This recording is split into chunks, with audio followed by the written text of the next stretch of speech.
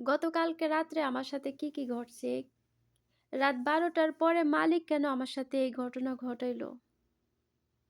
কি এমন কাজ করলো মালিক আমার সাথে? সেটি আমি আপনাদের সাথে শেয়ার করব। হ্যালো এভরিওয়ান, আসসালামু আলাইকুম।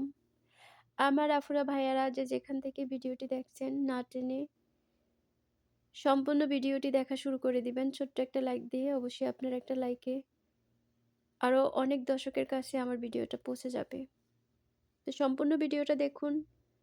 প্রবাস লাইফে দৈনন্দিন জীবনে মেয়েদের সাথে কি ঘটে সেগুলোই আমি আপনাদের সাথে শেয়ার করব। আর গতকালকে রাত্রে আমার সাথে কি ঘটেছে সেটা আমি আপনাদের সাথে শেয়ার করব। তো চলে আসলাম হচ্ছে আলু ফ্রাই করার জন্য। আলু ফ্রাই করতেছি, সাথে হচ্ছে ২ পিস বার্গার নিয়েছি। বার্গার ফ্রাই করব। আর এদিকে হচ্ছে কিছু সস পিচ্চি মেয়ে হচ্ছে এলোমেলো করে রাখছে ও খাবারের জন্য, বাট এগুলো ফালায় দিব। নতুন করে আমি হচ্ছে সস রেডি করে দেব, যেহেতু আলু দিয়ে খাবে। তো এদিকে হচ্ছে আমি বার্গারের সাথে হচ্ছে মানে আলু ফ্রাই করতেছি, ওইদিকে হচ্ছে আমি বার্গার এড করে দিছি। হয়তো অনেকে প্রশ্ন করতে পারেন। তো এড করে দিয়েছি, যেহেতু আমি তেলের সাথে ফ্রাই করব। এয়ার ফ্রায়ার আছে, এয়ার ফ্রায়ারে হচ্ছে ফ্রাই করলে খাবে না। ওইটা বলে শক্ত হয়ে যায়। সেইজন্য হচ্ছে আমি আলুর সাথে দিয়ে দিয়েছি। তো যাই হোক হচ্ছে বিদেশ, বিদেশ মানে হচ্ছে কষ্ট, আর কষ্ট কাজ। কাজ যদি নিজের মতো করে নিজের কাছে ভালো লাগা থেকে যদি হচ্ছে কাজ করা যায়, ভালোবাসা দিয়ে যদি হচ্ছে কাজ করা যায়, তাহলে কষ্টটা এক জায়গায় রেখে কাজ করতে হবে। কাজকে আপন করতে হবে।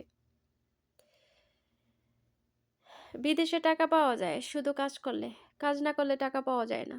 কারণ বিদেশীরা হচ্ছে কাজকে অনেক বেশি পছন্দ করে। তুমি কাজ করতে পারবা তো ভালো, কাজ করতে পারবা না তো ভালো না। এটাই হচ্ছে বিদেশের নিয়ম।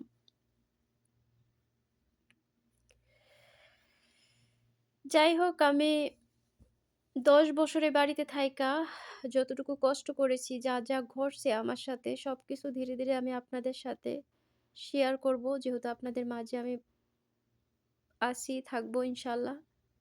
তো সবকিছুই জানতে পারবেন।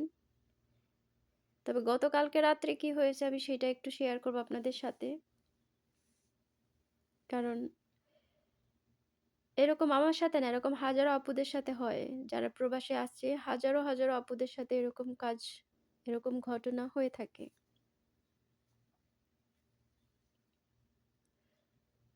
তো আমি ওমানও ছিলাম ৪ বছর ৫ মাস। কিন্তু সেখানে পরিশ্রম করছি, কষ্ট করছি, কিন্তু এমন ঘটনা ঘটে নাই। আমার সাথে সৌদি আরবে যা ঘটছে। তো আলু ফ্রাই করার জন্য চলে আসছি। এখানে হচ্ছে আলু বার্গার আমি একসাথে কেন দিয়েছি? এখন বাজে হচ্ছে বাংলাদেশ টাইম রাত ১২টা, থুকো হচ্ছে সৌদি টাইম রাত ১২টা প্রায় ২৫ মিনিট হচ্ছে এখন। আমি গভীর ঘুমে ছিলাম। আর এই ঘুম থেকে ডাইকা আমারে হচ্ছে তুইলা ফালাইছে যে পিচ্চি মেয়ে রান্নাঘরে এলোমেলো করে রাখছে, ও নাকি খাবে। তো ও খাবে, ওর জন্য হচ্ছে আ আলু ফ্রাই করতে হবে। ও সস বানিয়ে রাখছে, ও আলু খাবে। এখন কাঁচা আলু খাবে? রাত ১২টা ২৫ মিনিটে আমার দরজা নক করতেছে আমার মালিকে, যে হচ্ছে ওর জন্য আলু ফ্রাই করতে হবে। চলে আসলাম রান্নাঘরে, গভীর ঘুম থেকে উঠে চলে আসলাম। আলু ফ্রাই করার জন্য। তো আলু ফ্রাই করব, এদিকে বলতেছে ও বার্গার খাবে, তবে এয়ার ফ্রায়ারে বার্গার খাবে না।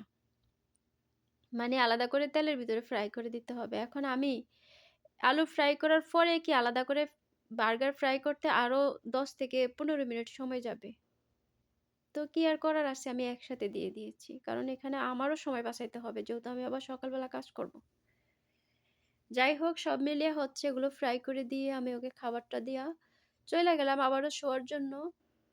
৫ মিনিটের ভিতরে মালিক আবারও দরজা নক করতেছে, ওর জন্য ধোঁয়া দিতে হবে সারা ঘরে। এখন এত রাত্রে এটা কি কখনো সম্ভব হয়? এত রাত্রে বাসায় ধোঁয়া দিবে? এই ধোঁয়াটা হচ্ছে আরবিরা দোকানে এবং বিভিন্ন রেস্টুরেন্টে, তারপরে হচ্ছে মসজিদে, এমনকি হচ্ছে মক্কা মদিনায়ও এই ধোঁয়াগুলা ব্যবহার করে এখানে। তো সেই ক্ষেত্রে হচ্ছে আ ধোঁয়া দেওয়ার জন্য আমার দরজা নক করল। চলে আসলাম আবার ধোঁয়া দেওয়ার জন্য এই ঘুমের ভিতরে এত রাত্রে।